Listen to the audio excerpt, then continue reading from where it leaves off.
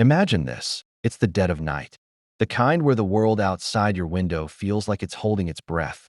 And you're staring at an email that slices right through you like a cold wind sneaking under the door. Your own daughter, the one you've poured your heart and wallet into for years. Just hit send on a message that says, clear as day. You're not welcome at one of the biggest moments of her life. No drama, she writes, as if you're some distant troublemaker, instead of the man who's been footing the bill for her dreams. That's where our story starts today. Folks, a tale of quiet betrayal, years of unseen sacrifice, and a revenge so perfectly timed it. Feels like karma itself stepped in to balance the scales. If you've ever felt taken for granted by someone you love, if you've ever given everything only to get a polite shove aside, then stick around because this one's going to hit you right in the feels and leave you cheering by the end. Before we dive deeper, if stories like this fire you up, the kind where the underdog finally stands tall and the entitled get a wake-up call, hit that like button right now to show some love. Subscribe so you don't miss the next one. And maybe drop a comment below with your own enough is enough moment. Trust me, this revenge is the slow burn kind that builds to an explosion of justice. And you're going to want to be here for every second of it. Now, let's set the scene properly. Pulling you into the life of our protagonist. A man will call David for this telling. Though in the real Reddit post, it's all anonymous. Just raw truth spilled out for the world to see. David was your everyday dad. The type who worked long hours at a steady job in manufacturing. Nothing flashy, just reliable. Like the old pickup truck he drove for 20 years without complaint. He lived in a modest house on the outskirts of a Midwestern town. The kind with creaky wooden floors and a kitchen table, scarred from family dinners long past. His wife had passed away when their youngest, Claire, was just starting high school, leaving him to navigate the choppy waters of single parenthood with a mix of quiet determination and unspoken grief. Claire was the baby of the family, bright-eyed and ambitious, always talking about changing the world through environmental science. David saw her potential like a beacon, and he vowed to himself that he'd do whatever it took to launch her into the life she deserved, even if it meant skimping on his own comforts. It started small, as these things often do. When Claire got into her undergrad program at a state university a few hours away, David co-signed her student loans without a second thought. It's an investment in your future, he'd tell her over the phone. His voice steady even as he eyed his own bank statements that were starting to look a little thinner each month. He set up automatic payments for the private loans, the ones with the higher interest that the federal aid didn't cover, figuring it was his duty as a father to shield her from the stress. Month after month, those deductions chipped away, $500 here, $700 there, but he never mentioned it, never wanted her to feel burdened. Instead, he'd send extra for books or dorm supplies, or cover her rent when the part-time job at the campus coffee shop didn't quite stretch far enough. As Claire powered through her bachelor's, David kept the support flowing. He'd drive up on weekends sometimes, bringing homemade meals or helping fix whatever little thing was broken in her apartment, like the leaky faucet that always seemed to act up. "Dad, you're a lifesaver," she'd say with a quick hug. And those words were enough to keep him going, even on the nights when he'd sit alone in his living room, the TV droning in the background to fill the silence left by his wife's absence. But tension started creeping in, subtle at first, like cracks in a foundation you don't notice until the rain comes pouring in. Claire's mom, David's ex, actually, since they'd divorced amicably before her passing. No, wait, let's clarify. David's wife had passed, but Claire had grown closer to her stepfamily on her mother's side after the loss. And David felt that pull, that slow drift where he became more of a background figure than the central one. By the time Claire decided on her master's program, a prestigious environmental policy track at a university on the East Coast, the costs had ballooned. Tuition alone was eye-watering, over $50,000 a year. And David didn't hesitate to co-sign again, adding more loans to the pile. "This is your ticket, kiddo," he'd say, forcing a smile during their infrequent video calls. He picked up overtime shifts, cut back on eating out, even sold some old tools from the garage to free up cash. Rent assistance became a regular thing, $800 a month wired straight to her account so she could focus on studies, instead of scrambling for roommates.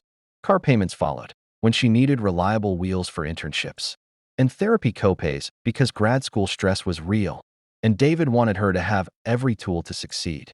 Last summer, when she hit a wall with her thesis, he sent $22,000. No questions asked, so she could take time off work and pour everything into finishing strong. Just get that degree, Claire. That's all that matters, he'd text her, ignoring the way his own retirement savings were dipping lower than he'd like. But beneath the surface, things were fraying. Claire's calls home grew shorter, more clipped. She'd mentioned tense family gatherings where David's presence seemed to rub people the wrong way, maybe old grudges from the divorce era, or just the awkwardness of blended families. Things have been tense, she'd say vaguely, and David would nod, swallow his hurt, and change the subject. He told himself it was just the pressure of school, that once she graduated, they'd reconnect properly. He pictured himself there at the ceremony, beaming with pride as she walked across the stage, her cap tassel swinging, the crowd clapping. That image kept him going through the long nights reviewing loan statements, tallying up the total that had climbed to $187,000 and counting, not including the extras like rent and therapy that added another $50,000 over the years. Then came the email. It landed in his inbox like a quiet bomb. The subject line so innocuous. Important update regarding commencement. He was up late that night, as usual, nursing a cup of black coffee at the kitchen table. The glow of his laptop the only light in the room. The house was still, save for the hum of the fridge and the distant tick of the wall clock. He clicked open, expecting maybe details on parking or guest tickets. Instead, the words hit him square. Dad, after a lot of thought, I've decided it would be best if you didn't attend graduation. The ceremony is small and intimate, and things have been tense. I don't want any drama. I still appreciate everything you've done. Love, Claire. He read it again, then a third time, his coffee growing cold in his grip. No drama? As if he were the source of it, the one stirring pots, instead of the man who'd silently shouldered her burdens for years. His chest tightened, a familiar ache blooming there, but sharper this time, laced with something new, clarity, maybe, or the first stirrings of resolve.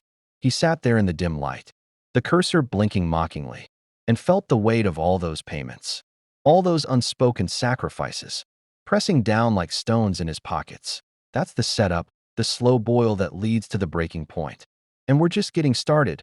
Hold on as we dive into how David turns that hurt into a plan that changes everything. David didn't reply to the email that night.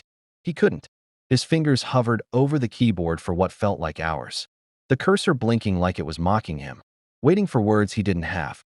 Instead, he closed the laptop, stood up slowly, his knees creaking the way they always did after sitting too long, and walked to the window. Outside, the street lamp cast a pale yellow pool on the driveway, catching the frost that had started creeping across the grass even though it was only mid-April. He pressed his forehead to the cold glass and just breathed, slow and deliberate, trying to push down the wave rising in his chest. It wasn't rage yet, not the hot, explosive kind. It was something colder, heavier, like wet concrete settling in his lungs. Appreciation? She'd written that she still appreciated everything. The word felt hollow now, like a thank you note taped to a bill you'd already paid 10 times over. The next morning, he made coffee the same way he always did. Black, no sugar.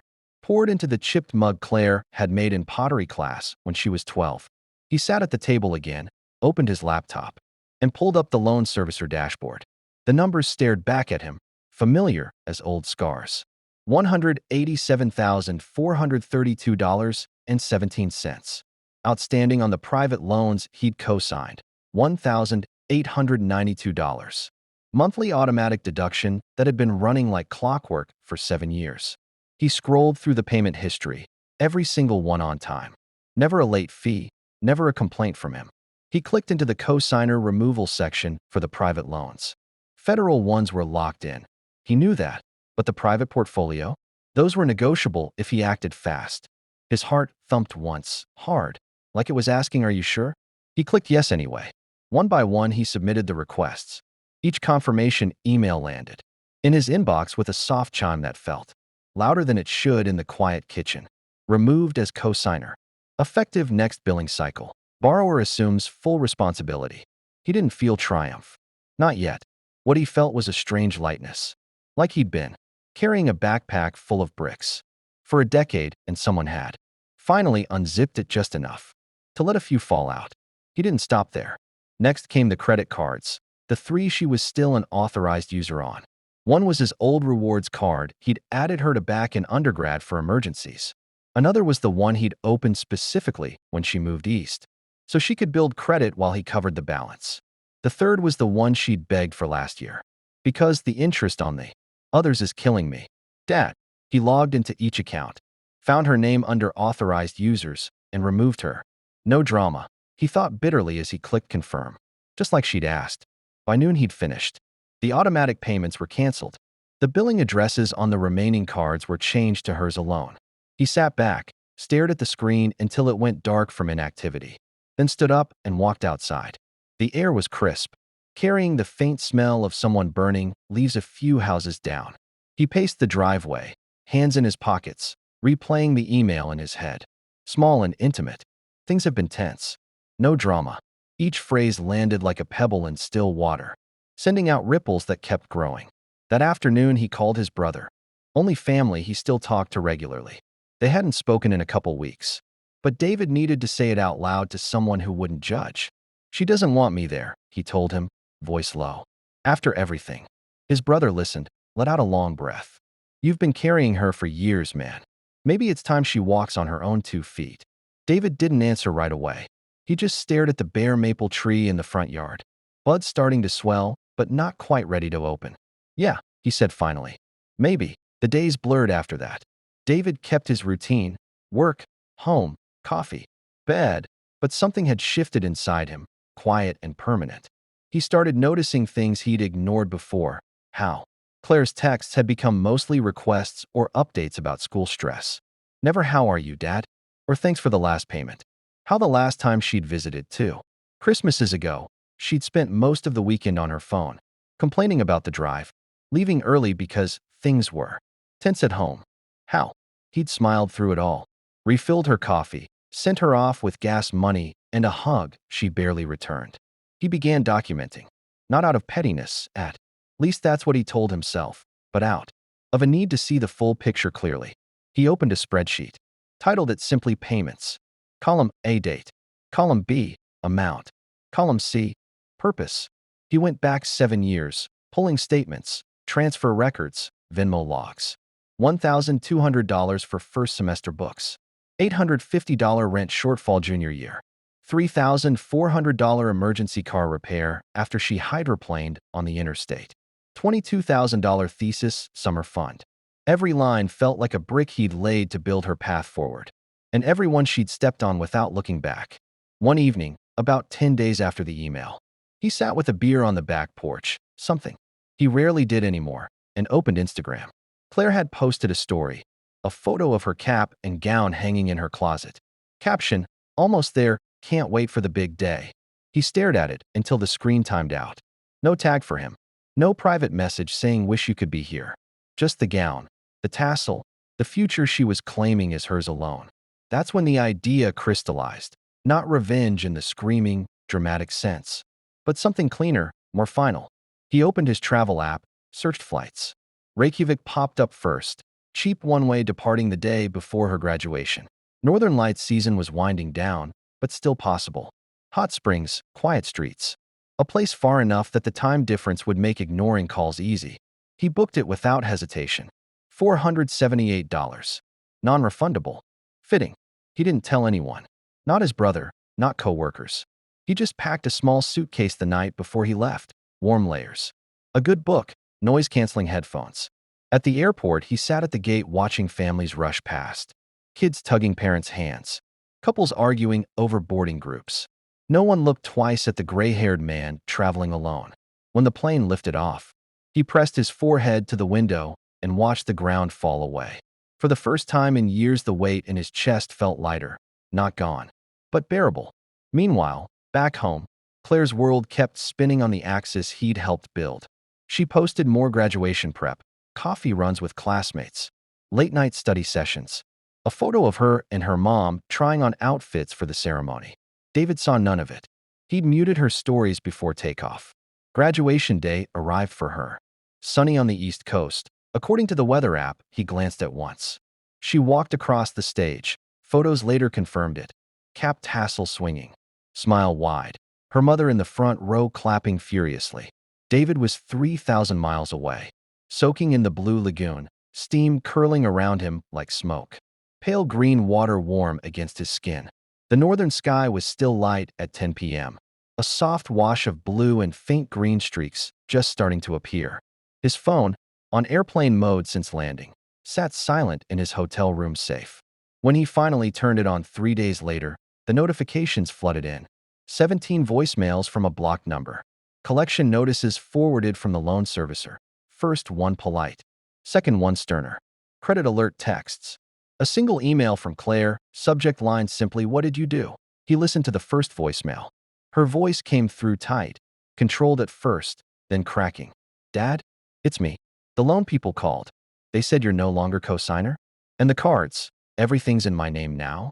Call me back. Please." He saved that one, deleted the rest without listening.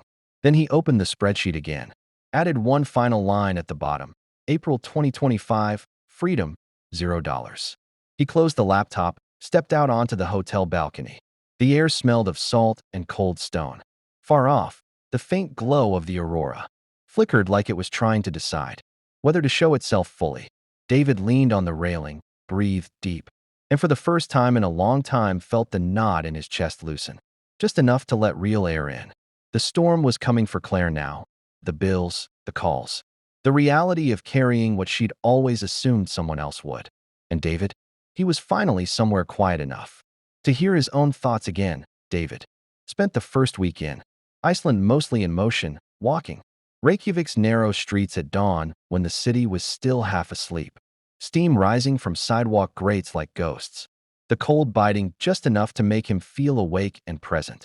He ate simple meals, skyr with berries, rye bread with smoked lamb, black coffee that tasted stronger than anything back home. He didn't check his phone obsessively. Airplane mode stayed on most of the day. When he did glance at it in the evenings, back in his small hotel room with the blackout curtains, half drawn against the never-quite dark sky, the notification count had climbed into the dozens.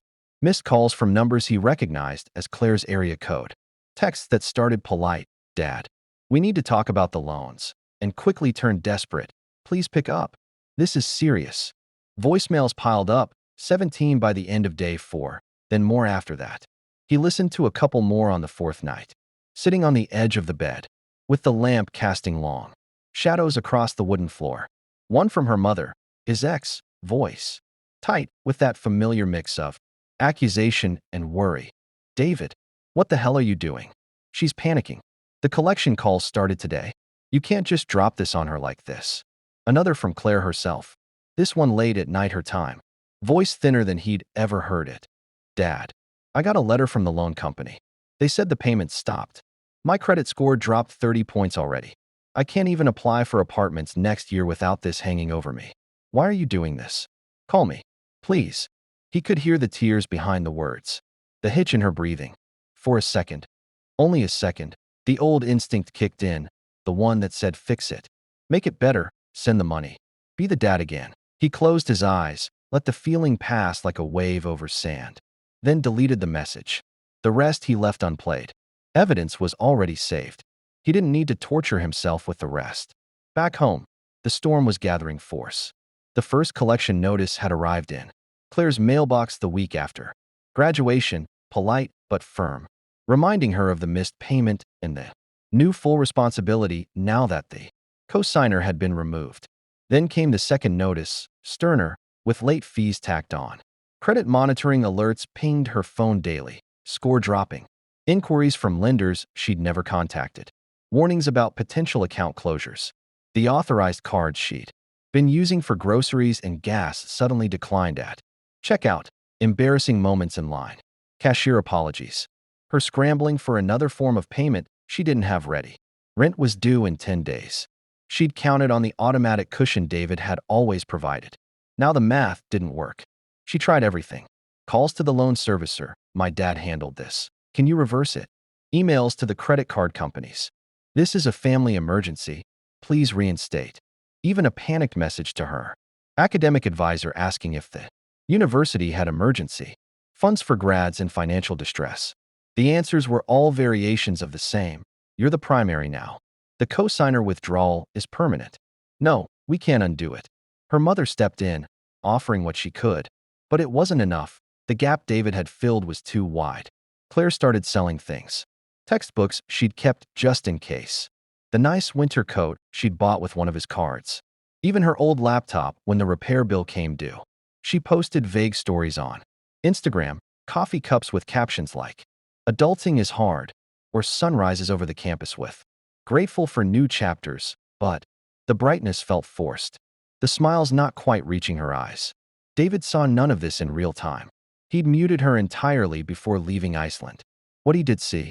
On the rare occasions, he checked social media from a cafe with free Wi-Fi, were the graduation photos she'd posted proudly the day of the ceremony. Her in the gown, arms raised, diploma in hand. Her mother beside her, beaming. A group shot with classmates, everyone laughing. No empty space where he might have stood. No caption hinting at absence. Just forward momentum, as if the path had always been hers alone. He flew home 10 days after the ceremony. The house felt different when he unlocked the door. Quieter, but not empty. Dust motes drifted in the afternoon light, slanting through the kitchen window.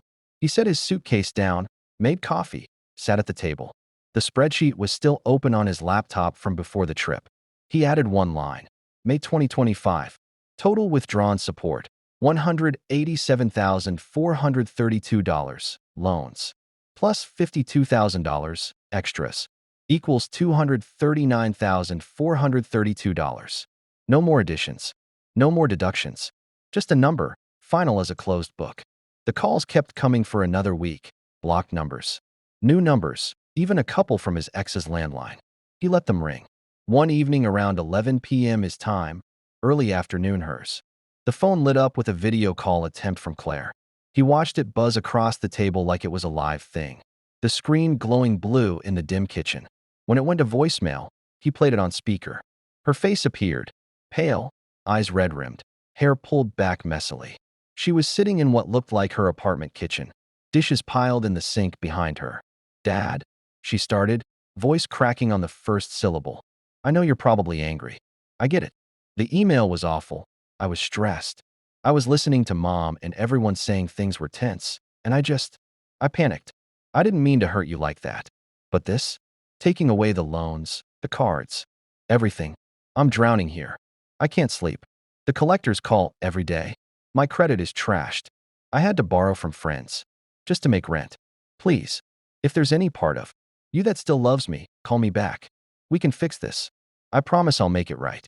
The video ended. Silence filled the room again, thick and complete. David stared at the dark screen for a long minute. Then he stood, walked to the window, looked out at the same maple tree, leaves now fully open, green and careless in the summer breeze. He felt the ache in his chest again, but it was different now, not the crushing weight of betrayal, but the dull throb of something ending. He saved the video to the same folder as the original email and the first voicemail. Documentation, not for revenge, for memory, for the days when doubt might creep back in. He never called her back. Months passed in quiet rhythm. David returned to work, took on a few extra projects because he wanted to, not because he had to. He started walking every morning, 3 miles along the river, trail near his house, coffee in hand, watching the water move steady and indifferent. He reconnected with an old college friend who lived 2 states over. They talked on the phone, once a week about nothing important and everything that mattered. His retirement account, no longer bleeding monthly, began to creep upward again. Small things, a new pair of hiking boots, a weekend trip to a state park he'd always meant to visit, books he actually read instead of stacking on the shelf. Claire's life moved forward too, slower and harder. She found a part-time job at a nonprofit, entry-level policy research, barely covering bills, but it was hers. She moved to a cheaper apartment farther from campus. The credit score bottomed out, then started the long climb back. She stopped posting polished graduation glow-ups and started sharing more real glimpses. Late nights studying for certification exams, thrift store finds, Captions like, "One day at a time." No public apologies. No dramatic reconciliations. Just quiet survival. David never blocked her number permanently. He just stopped answering. The calls eventually tapered off. First weekly, then monthly, then nothing. The last message he received, almost a year later, was a text. "I got my first promotion today. It's small, but it's mine. I understand now why you did what you did. I'm sorry. I hope you're okay." He read it twice, thumb hovering over the reply button. Then he set the phone down, walked to the porch, and watched the sunset turn the river gold. He didn't reply, not because he hated her, not because the hurt still burned, but because some lessons only stick when they're carried alone. And for the first time in decades, David was carrying only his own life, light, unburdened, and entirely his. David never became the villain in his own story, not to himself, anyway. He didn't gloat. He didn't post screenshots or subtweet cryptic messages about karma. He just stopped. Stopped being the invisible engine that kept Claire's life running smoothly while his own idled in the background. Stopped pretending that endless giving without reciprocity was love instead of habit. Stopped measuring his worth by how much he could fix for someone who only called when something needed fixing. In the months and years that followed, he built something small but solid. He joined a local hiking group, mostly retirees like him.